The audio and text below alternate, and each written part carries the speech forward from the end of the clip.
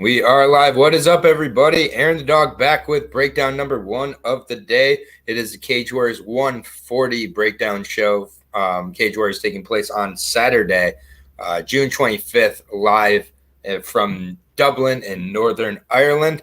With me, as usual, for my Cage Warriors Europe shows. We try to cover all the Cage Warriors shows, but sometimes those Cage Warriors California shows are pretty tough to get real analysis on, so we may miss a few. But Cage Warriors Europe, as usual. Norton MMA. Lewis, how are you doing?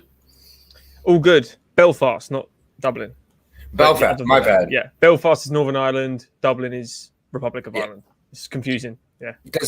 Is Northern Ireland like cool now? When I'm American, so obviously, so like when I was younger, I remember Northern Ireland was like not great, but is it okay now?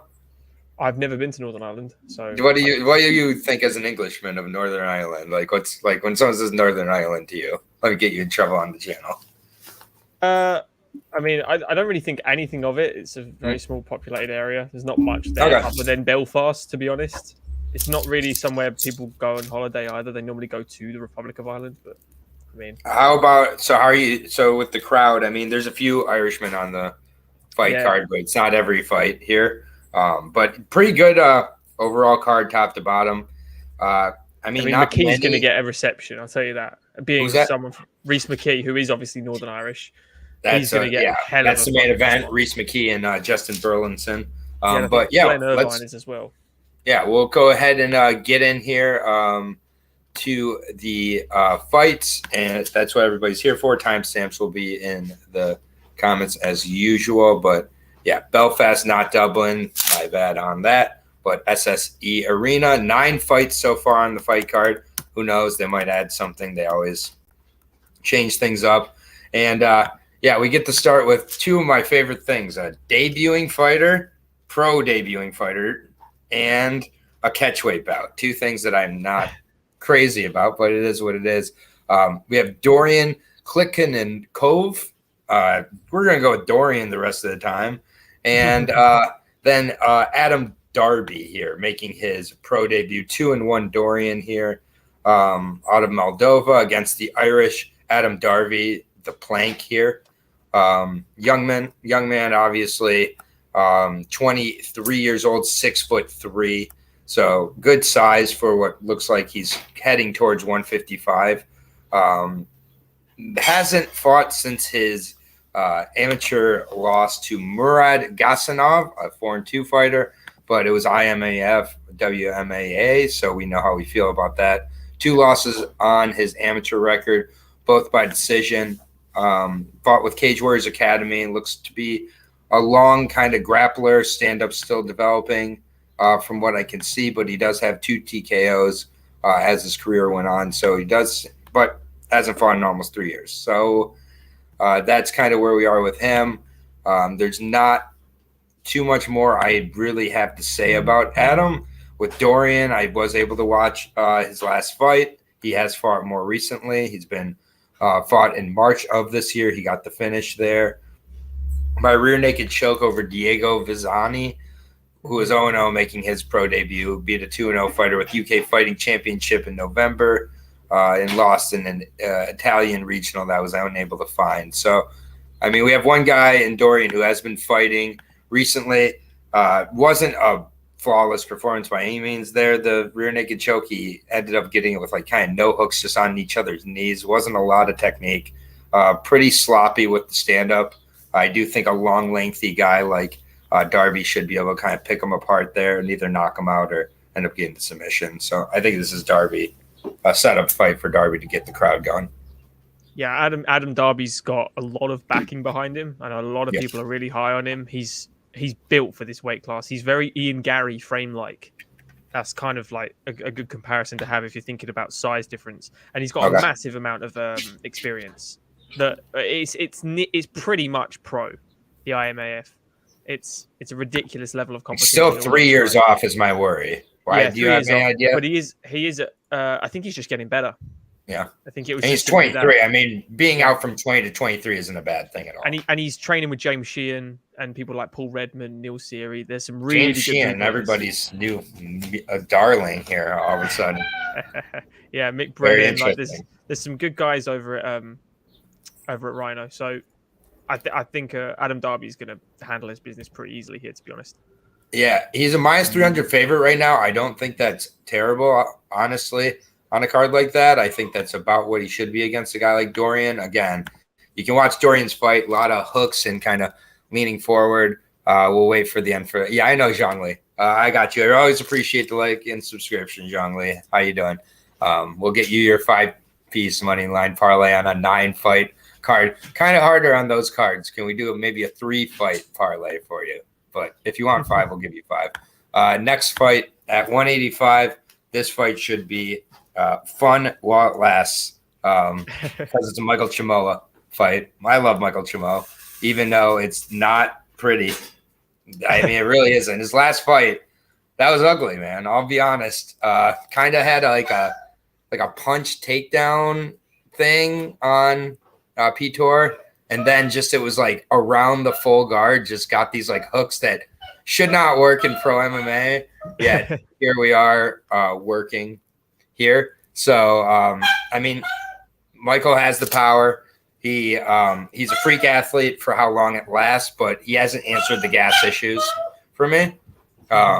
With Glenn Irvine, he's kind of a mirror in a lot of ways of Michael. It's kind of interesting. Not that he's anywhere like as built or anything like that, but PFL changed like 4 fights. Of course they did when I put out my video early. That's what I get. I'm going to start holding back on putting out my PFLs till like Thursday night because I got it early and now I have a bunch of fights. I did not see that yet. But anyways, back to this fight. Sorry. I was just looking at UFC betting experience comment.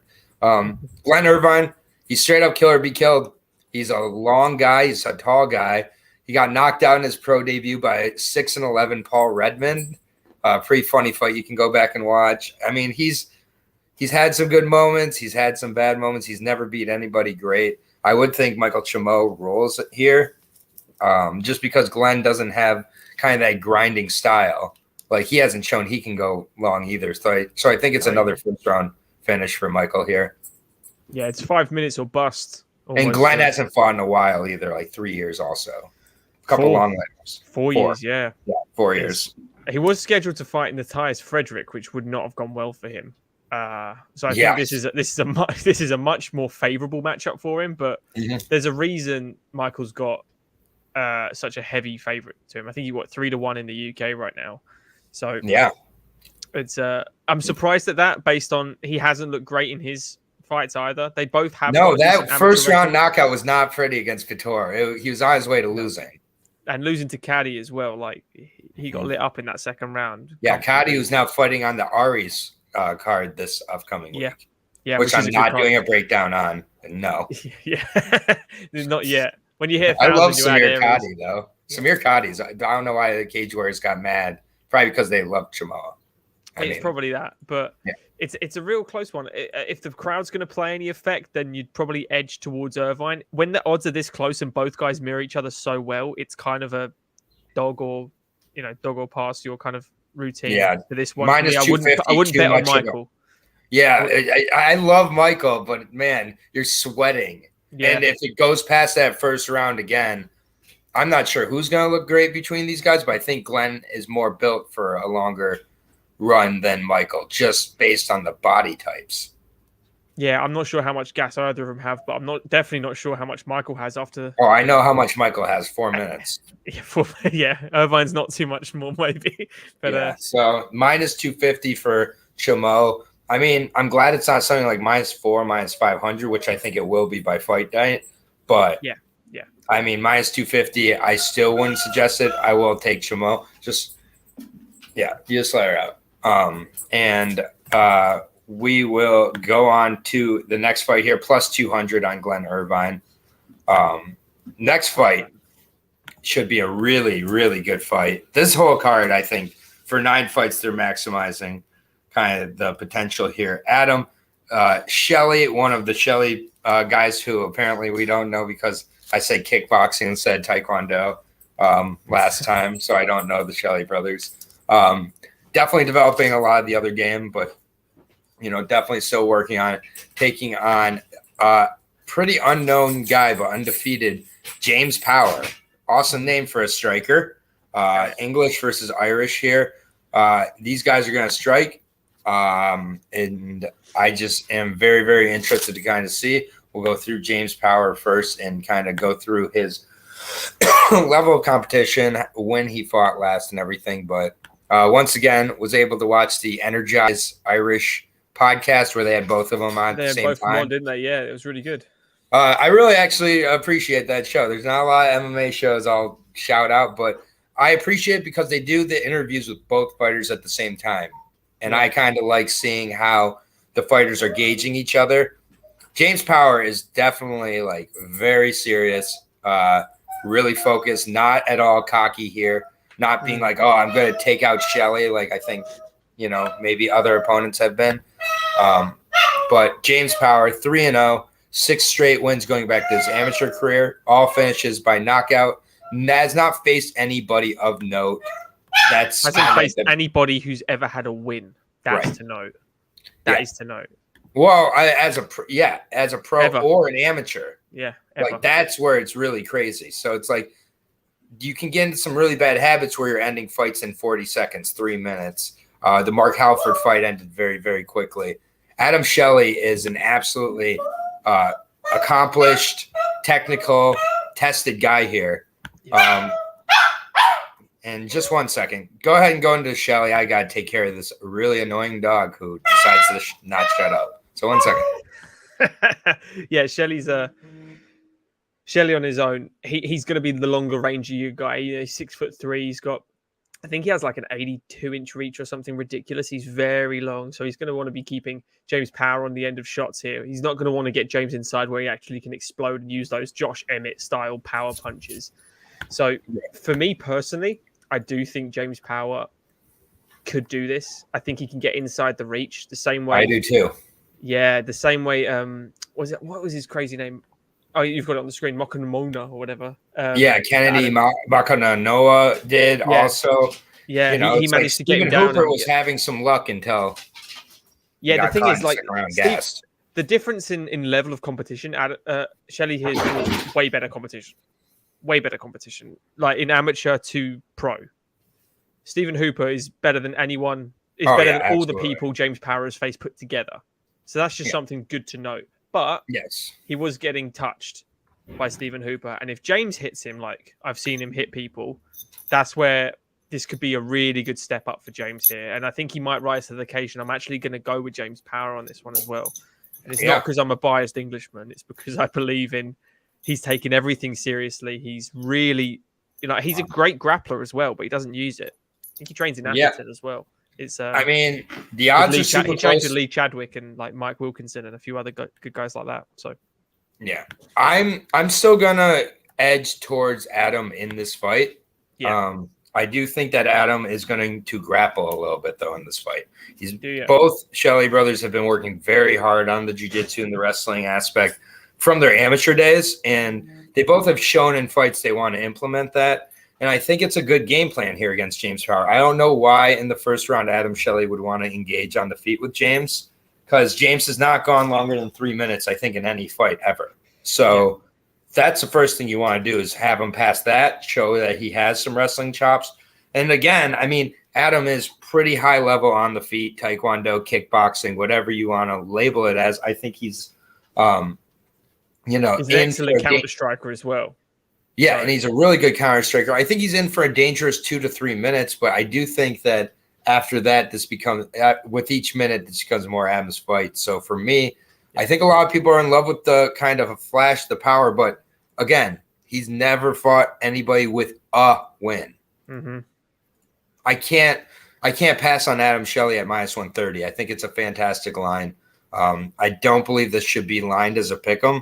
I don't think it's close after the 3 minutes. I do think James Power has the power, pun intended, to get the KO, sure. And at the same point, I don't think that Adam's going to be, kind of in a spot to get hit early on when James can get the knockout necessarily. So we'll see. Maybe James shows he has this great cardio, can get the late KOs as well, and really makes a statement here. But you talk about stepping up in competition. He's never fought in Cage Warriors. Adam Shelley's been in Cage Warriors Academy.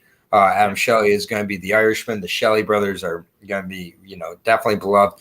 Obviously, I talked about the Energizer show as well. Adam is taking it very, very serious. He's not looking past James at all. It's good to see, isn't it? Even at this level. Yeah, exactly. And then power kick too much for a boxer and kick with Shelley will be hard. I'm not happy to hear you think he needs to grapple to win, though. I don't think he needs to. I'm just saying early on, I think it's smart. I think fighting smart. I think he can go out there and strike the whole way and win the fight still. I just think his danger zone to lose this fight, if James Power has a method of win, is the first 3 minutes, because that's what James has shown in all of his fights against fighters with 0 wins. Now, there's the Talia Santoses of the world, but when Talia Santos joined the UFC, who did she lose to first? Barella.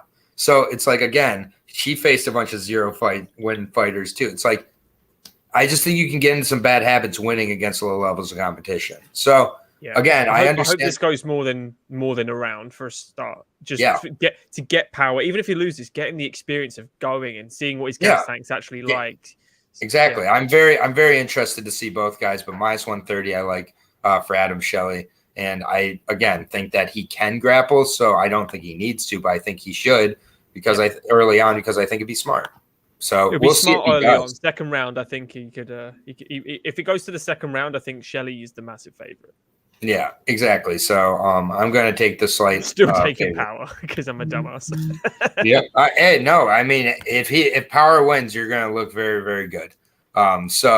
Next fight is a catchweight fight. It's one of the fights that was made late notice. It's at 132 pounds, I believe, is what it's listed at. Scott Malone, longtime veteran of Cage Warriors, a guy I've really enjoyed watching, highly skilled judoka player, just overall really good, fun guy to watch, good veteran, taking on Michel Martingoni, or Martingani, or we're just going to go with Martingoni or Michel, the Italian fighter taking this fight on short notice, former Bellator fighter, 6-1 against 9-5 Scottish fighter, only 34. Scott Malone. I don't know why I thought he was a little older, but Italian Thunder versus Boom Boom here. Both have kind of similar nicknames. We're going to go with the Italian Thunder first here. 26 years old now, last fought in October of last year with Cage Warriors, getting a no contest in October against Adam Almensing. Almensinger. Yeah, I didn't. Steen's younger brother. Exactly. So got an eye poke to cause a no contest. Nathan Fletcher lost by rear naked choke before that, and then made his debut with Cage Warriors, where he beat Wesley Maya, where that was a really fun fight to watch. Yeah. Really, he was very aggressive in that fight. Kept the pressure on Maya early. Maya had a ton of hype coming into that. He took the O from Maya. Really props to Martingoni there. Kind of had a rough go after that. He also had the win over Simone Diana on in Bellator. So it's had some good moments, and good head kick, good striker overall. Has a really solid overhand right. The grappling has been exploited, obviously, with the Nathan Fletcher fight. I don't really, fault him too much there, but, I think that's obviously where Scott Malone looks to take this fight. He's going to look to pressure, make this dirty, and, kind of work Michelle, who's taking this fight on, I believe, 2 weeks notice or 1 week's notice? No, I think less than a week. I know he's been training really hard because he's been trying to get a fight himself, but he's not been training specifically for Scott. No, and Scott, this is, I believe, his third opponent now that he's training for. He's had so many pullouts, man. Yeah, he's had a lot of pullouts just throughout his career. Was supposed to fight Andy Young back in the day, Tanio, our guy, Connor Hignett.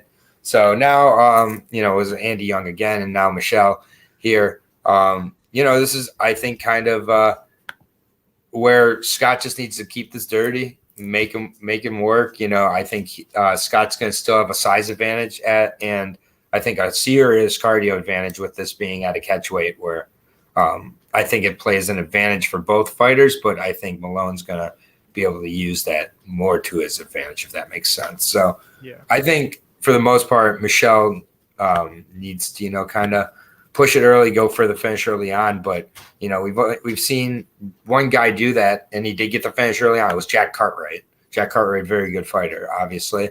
But, I mean, if there's one kind of critique I have about Scott, major critique, it would be he is a slow starter. He's there to be hit early on, especially on the feet. He's plodding. He's pretty square. Dare I say Duryev-esque before he gets taken down. He might not be that hittable, but early on he is hittable, and that's where Michelle has his best chance. So I could definitely see Michelle coming out there and kind of just, surprising him with some strikes early. And, I mean, he's got the power in those kicks. He's put away multiple opponents with it, good opponents as well. But, again, not to sound like a broken record, I think after the first few minutes that Scott finds his groove, gets this to the cage, gets this to the floor, elbows, position for either a submission or, ground and pound finish late in the second round, I would say, third round type of thing, or even a decision. But kind of Scott Malone gives me like an Andrew Fisher type of vibe here, where he's very focused in the later part of his career and really much more sure of where he's strong.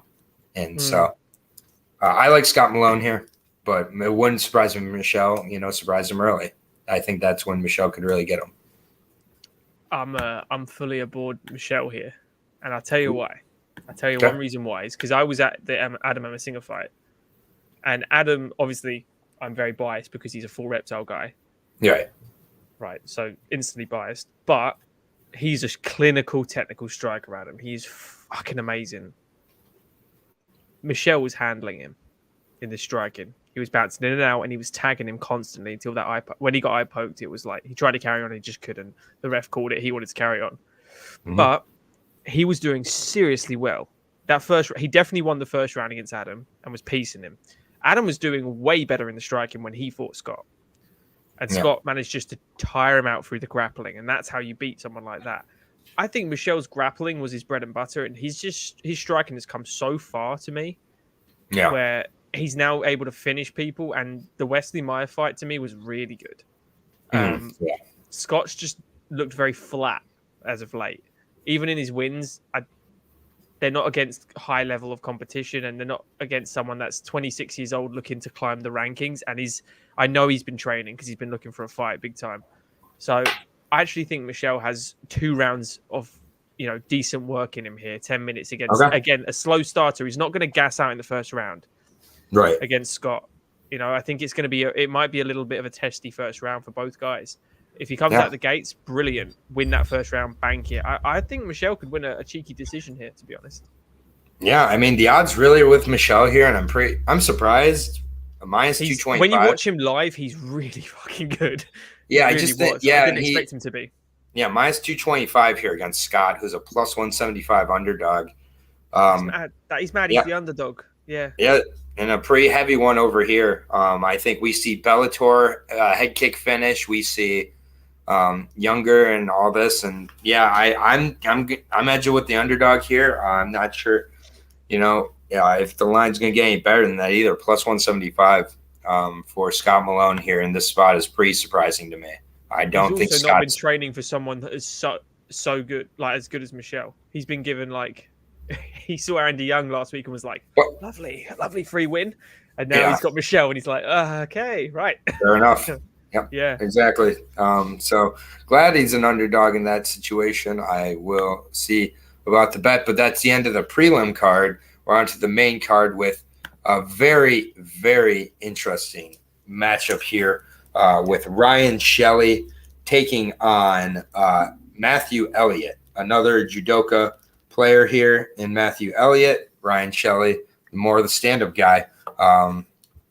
Matthew Elliott just spams takedowns, man. Spams them. He is in a grappling match in there. He's got 2 decision wins, one of them by split. You kind of know how MMA judging doesn't really favor pure grappling that much as it used to, for sure. You kind of got to do some damage with it and things like that. Some strikes, haven't you? Yeah, and I mean, Elliott just doesn't really do that. I mean, he's just an old school, pure, wrestler here. He's going to go in against Ryan Shelley, have to avoid, I think, a lot of tricky knees, uppercuts, kind of, strikes like that as he's entering in. I mean, it's very obvious on it. He ducks his head, but he gets away with it. When he gets to these guys, he does tend to wrestle. He does tend to tire as the fight goes, even though that is his bread and butter. I mean, he just puts everything he has into it. Scott Peterson was his first win there. That was a really close fight. I personally thought Scott Peterson won it. I was kind of surprised that it was unanimous for. And then it was a split decision after that for Matthew. So, BDE, you can figure out what that means for yourself. But he definitely believes in himself. Maybe we have Cage Warrior Danny Sabatello on our hands. And that's really what he could be at his best, is that just relentless grappler. I'm not saying he's shown that yet. I'm just saying with how much he relies on just the grappling. I mean, if it goes well, it's going to go really well for him here against a guy like Shelley. He hasn't faced a great level of competition so far. Ryan Shelley has had, moments of being taken down, but, again, working on the jiu-jitsu, working on the wrestling, obviously. The elbows, the knees, he has got the 2 submissions as well. Of the brothers, he's shown to be the more effective jiu-jitsu learner so far. So, I think that is interesting as the fight gets later. Wouldn't surprise me if he submitted Elliott just because of the positions Elliott's going to put himself in, even as he tires. So, but for me, I see kind of like a knee uppercut type of KO as he's crashing in. I think I like the Shelley brothers. I'm on them both here. I think both Shelley brothers win. Shelley, why not? We'll do a Shelley parlay. But yeah, I got Ryan Shelley by KO. Yeah, I think Ryan has the complete stand-up package to stay away from all the main things that Elliott's going to try and get. He's not going to put his hips into an area where Elliott's very head first takedowns. Yeah, exactly. So knees up the middle, perfect. Exactly what you said. That's exactly what he's going to do. He's going to dance around the octagon nice and laterally and smash that leg to pieces. And then he likes to feint low, go high. Perfect against someone ducking his head in. You're going to see a Mariah Sterling, where it's kind of like shin, knee, midway through a kick, kind of connecting. I think Elliott could win. I could see Elliott winning the first round. I really could. I could. We're going to see if he does. We're going to see how he fights off his back. He's going to. Mm-hmm. I wouldn't say sit there and try and submit him off your back because his top pressure is so good as a judoka. Right. I would say get back to your feet. Yeah, I'd be interested. Ryan, the much heavier favorite of the 2 Shelleys, minus 275 here. Yeah. Against plus 210. Minus 275 and minus 130 for my double Shelley parlay. Go ahead. I do think Ryan will win, though. Yeah. I do think Ryan. I think Ryan's a little more of the more defensively minded of the 2, which is interesting here. But I would be interested to see his reaction to getting taken down, if he's immediately scooting or if he's trying to play on the ground a little bit. I'm hoping he's looking to immediately get up, but we'll see. Should be an interesting one. I really do like this card. Next fight is next fight. I'm not too sure about how this one's going to go. I hate to say it, but I think this one. I don't want to pick for this one. Yeah, this one's I kind of feel a little gun shy about picking Federico Pasquale fights after what he did last time to us there with those elbows in his Cage Warriors debut. Yeah, it was just kind of a wild debut. Very, very, impressed. Looked to be in good shape, had a very impressive beard. Looked like a different person from the tape I did. 10 straight wins for the 28-year-old now. He has the Brazilian Jiu-Jitsu style, but it seems that he's developing a lot of the other part of his game. He's listed at 5'10" here. Put away Paul Mcbain. Paul Mcbain, I remember being one of my more confident picks on that card. Mine too. Yep. And, I mean, those elbows he just shut him off with those elbows. And it's just like very impressive. Other than that, not a great level of competition, but didn't look to, really be too stunted there. It was a 2-minute win, and yes, he beat him in 2 minutes, but we only saw 2 minutes of him there. I just I think he's gonna have to show me it again here because with Harry Hardwick, there's he's a very good tall fighter, very different than his brother George, for sure. First and foremost, much more lengthy. They don't even look related, frankly. Both these guys 5'10", but they sound the same though. Yeah, they do sound identical. He hasn't fought since last October against Conman Day. Got a really solid decision win there where he really just wore out Conman as that fight went on. Conman was bringing it too. We know Conman's always bringing the fight. So he's got plenty of losses on there, but he brings the fight. He does. Jean Ndoye before that, a split. So two very good, decent level of competition. I won't say very good, decent level of competition. Has won 3 straight since losing to Richie Smolin on Bellator Euro Series, beating Nathan Rose by majority decision. He does, he fights very, very close. He gets hurt in fights at times for sure. That fights a lot more of a less flawless game than his brother George. I'll say that. He's got a little less power, little more reliant on kind of the movement. This is just kind of a spot here that I'm nervous for Harry. I really am, because he has gotten hit quite a bit in most of his fights, and I just think that Pasquale is kind of showing a little bit of an extra pop. For me, I'm not going to bet this fight. I'll say that much. I kind of gone back and forth. Initially, I really liked Harry. Then I thought about Federico. I'm going to stay with Harry here, but I think it's really a potentially close fight, and I just don't know how good Federico is yet. He really impressed me in that debut, but it was 2 minutes. Yeah, Mcbain he just failed. Do you know what I mean? He just didn't know what to do. He had no offense. He had no game plan for if he gets smothered. And those elbows were devastating. I don't know. Harry is just a well-rounded mixed martial artist. He's got no faults in his game. Everywhere is very good. Yeah. Like him and George are well-rounded everywhere, but they fight so differently. Like George is a lot more precise with everything. Harry's a bit more loose, a bit more flowing. Personally, I think if it goes to the ground, Harry could sub him.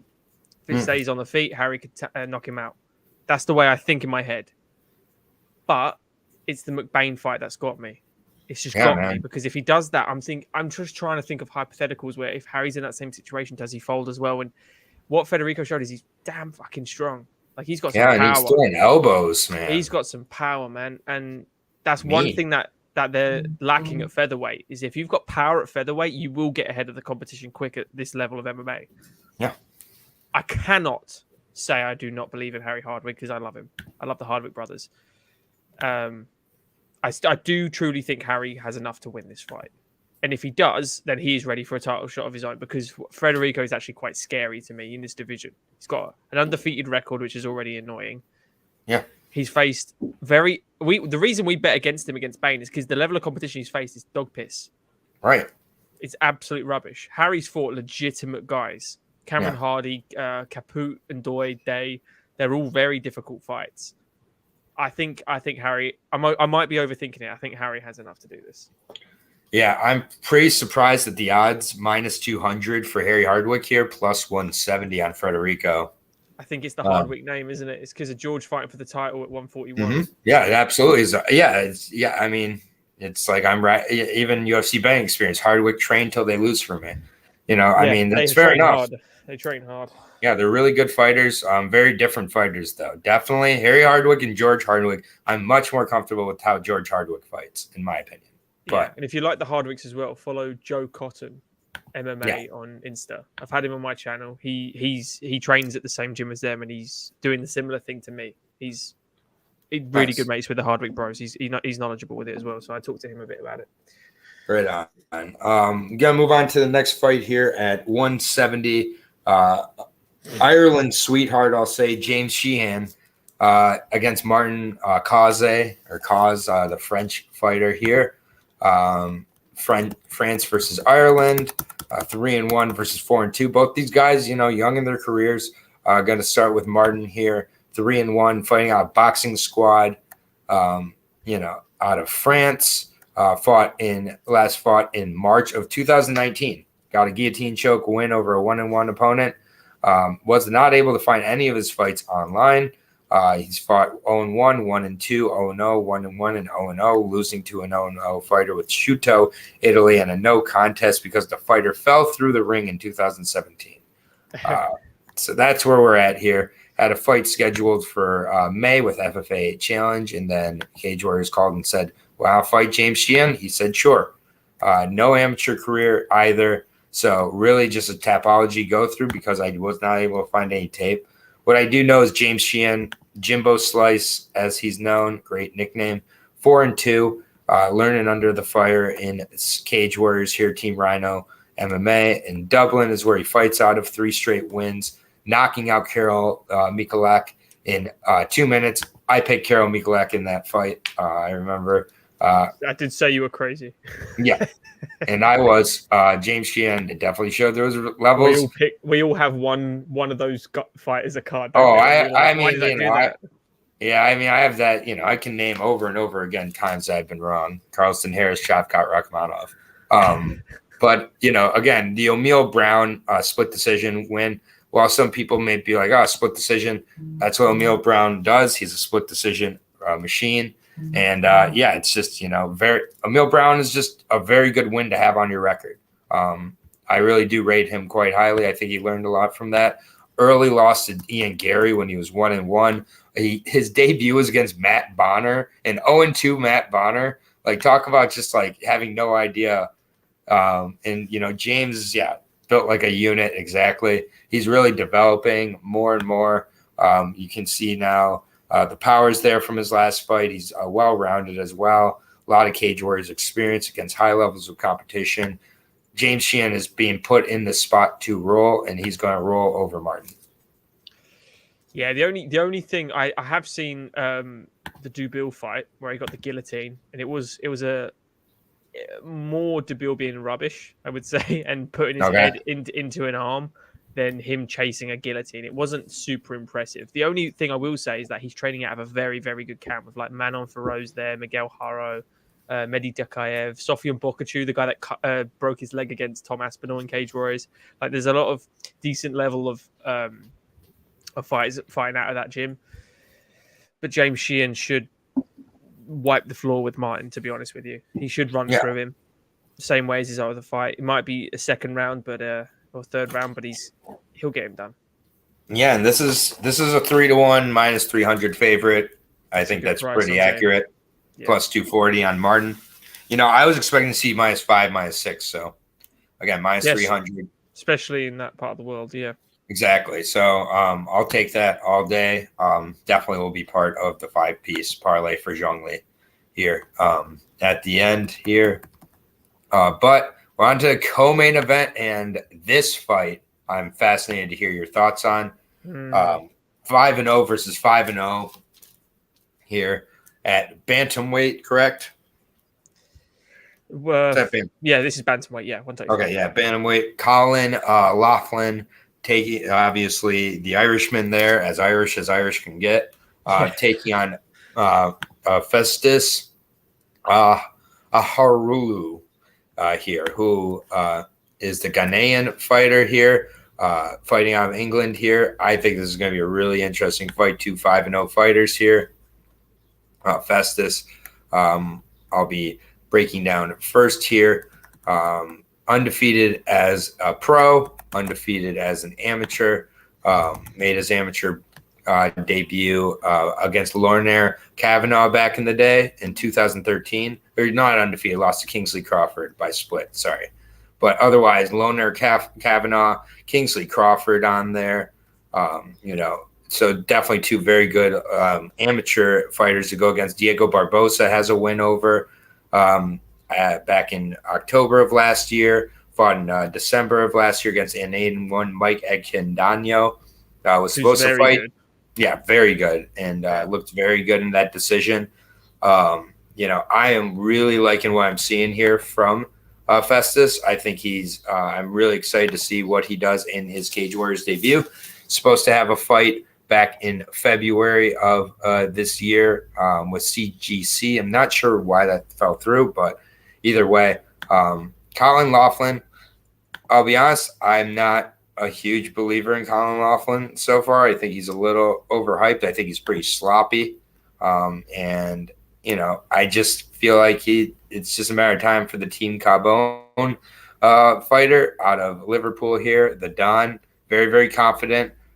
Winning there against Oriakale. Another fighter I picked on that card was Bakhtiar, who was coming off a very long layoff and was having a decent go of it. But second round, Colin did what he does. He kind of crashes the distance with his hooks and just, you know, put together volume and caught his chin and put him away. So I just think that Colin's a little limited, and I think he kind of repeats a lot of the same types of methods, looks to crash the body, use the hooks, and then go to the wrestling and then work to the grappling. I just think that Festus is much more athletic and diverse and interesting. So I think Festus is going to kind of school Colin in this fight and frustrate him before he puts him away. How do you see this going? Yeah, it's hard to argue with it because Colin, I picked against him as well, just based on the opponents he's faced. He is I wouldn't say... It's Laughlin, not Laughlin. Sorry, Laughlin. Not with an R, not L at the end. I was saying no Laughlin. idea how to pronounce Irish names, man. Yeah. I know it's Colin. It's spelled crazy, but Colin.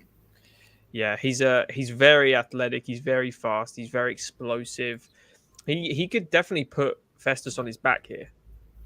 Mm-hmm. But that's where that's pretty much the only advantage I'm actually going to give him.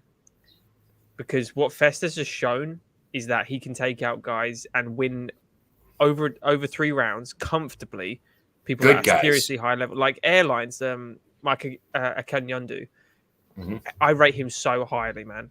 He out of a GB top team. He's obviously with Brad Pickett. He beat Luca Irvine and like Ed Arthur and Tom Mearns and some really good guys, man. Like no problem beat them as well. Ed Arthur, when he smashed him to pieces, that's way above the level of someone like Laughlin as well. So I'm still not convinced on it. If Callan beats Festus here, I'm aboard the train. I'm on him. Yeah. But I'm not. I think Festus has just shown so much more potential. I really like him as well. So for that reason, I'm still with Festus. Callan, if he needs this fight to convince me. Even if he loses, if he goes 15 minutes against a real fighter now, like a proper hardcore guy, then he'll impress me. And it might be a bit harsh, but I don't rate when you've beaten someone that's 1-0. Off a long layoff. It was a long layoff too for Bakhtiari. Yeah, man. I was 39. He beat Will Kearns and Reese Street, who like everyone warms up against at Probellum. Right. Like 0-31 and 0-39. Exactly. So that's the thing with Colin. And Colin's the favorite here, which I was surprised. I'm not surprised because of Cowbon, the name. It's a lot of. There's so I am just because of the level that Festus is beat. It's so authentic, and you can see all the tape too. 1 second. Gotta answer the door. Go ahead and set up the main event. Hell yeah. Okay, guys. So Reese Mckee, I think we can take away his UFC tenure because obviously coming in against Hamzat, getting that nice early thing over at Fight Island, you can kind of take that out. If you look at all his work before that, when you started like Cage Warriors, where he fought Jefferson George and actually knocked him out in the first round, super. This is why the UFC started looking at him as a short replacement or a quick replacement. He beat Goodwin after that, and he submitted him with a guillotine, and then I think it was Hakon Foss where he knocked him out again in the first round. So he's finishing guys really early, showing the diversity in his game as well. It's not just grappling. It's not just striking. He uses that incredible long reach. I think he's got an 82-inch reach for someone who is, I think he's 6'2". I want to say 6'1".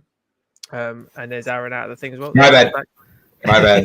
I'm such an idiot. I hit back on the wrong screen instead of the share screen. But go ahead. Continue on. By the way, Festus is a plus 130 underdog here. Okay. I like that.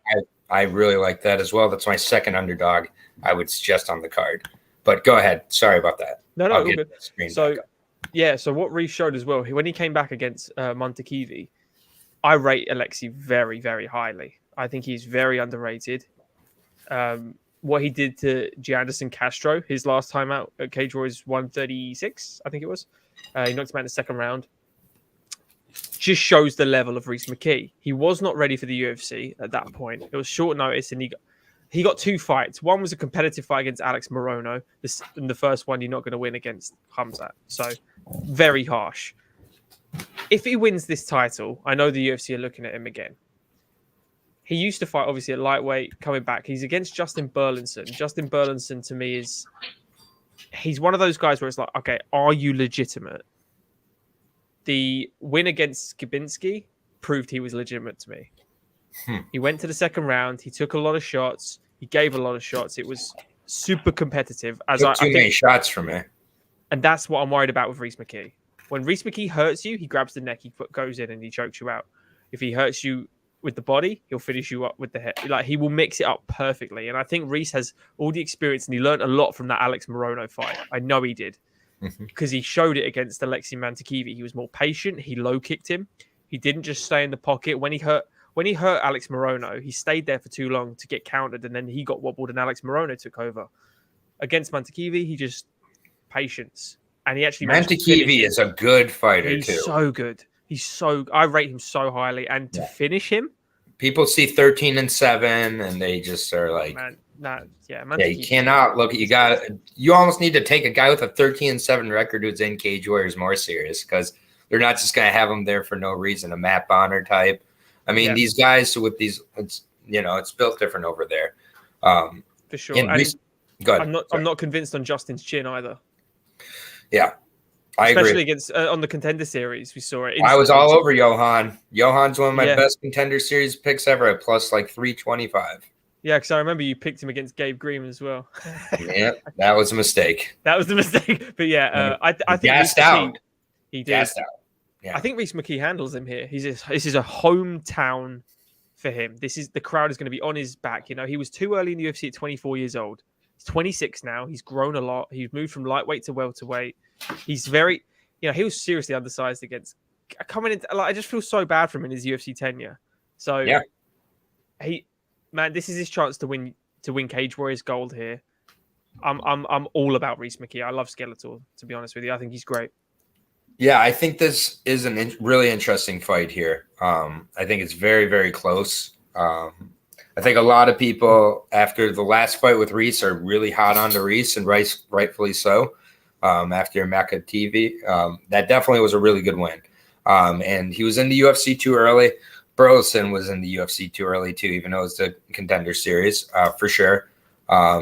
If this was a 3-round fight, I'd be much more inclined to be edging towards Burlinson. This being 5 rounds makes me a little more nervous, but I think Skeletor really has to get past the power of those first 2 rounds of Burlinson. And I'm not sure he does that in this fight.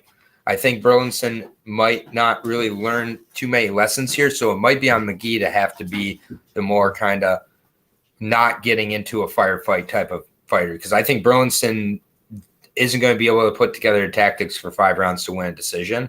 I think Burlinson's going to go in there and look to throw in the phone booth, like the Johan fight where he just missed hitting Johan. If he would have hit Johan, and one of those guys is getting a 3-minute knockout and then in the UFC before they should have.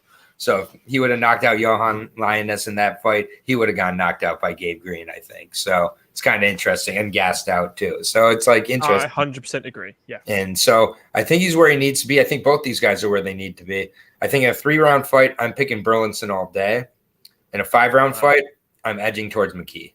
I think a 5-round fight in Ireland, I'm edging towards Mckee a little more. I think that Burlinson's Northern Ireland, mate. Yeah, I think Burlinson's in a lot of trouble in this fight. I could see Mckee getting a finish late in this one, honestly. But I got Mckee all day. When I saw he was a large underdog as well, I was quite surprised. Do you know what the fight I reckon this is going to look like? I think this is going to look like Ian Gary versus Jack Grant. Okay. Yeah. Super competitive to a point, but it's clear who wins the round. Yeah, and then it gets wider as the rounds go.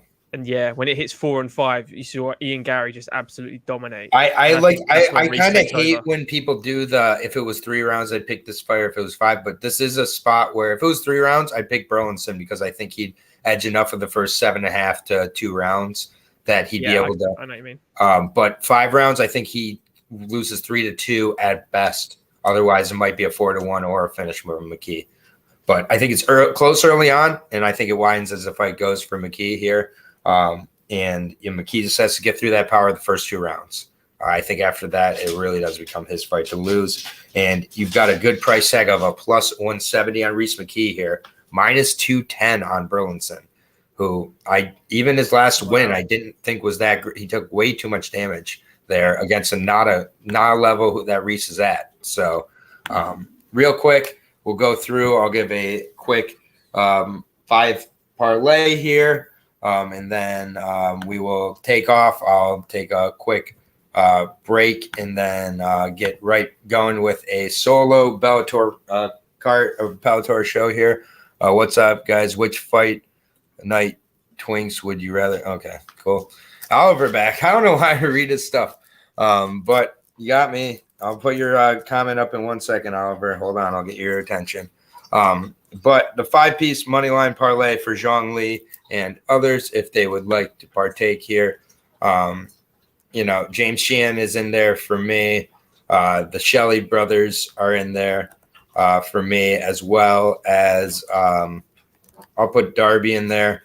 And then let's go ahead and put the for the 5th, put the underdog Festus in there. So, again, 5-fight parlay on a 9-fight card is kind of tough, but Darby, Adam Shelley, and this is only me, by the way. I'm not representing Lewis here. Ryan Shelley, James Sheehan, and Festus Aharolu here. That would be my 5-piece parlay for this weekend's card. But I also do like as an underdog Reese Mckee. Michael Chamo. I can't put him in there. I will say one thing more about this at the SSE Arena. So that's 12,000 or so seats, and it's sold out. No, it's gonna be all for Mckee.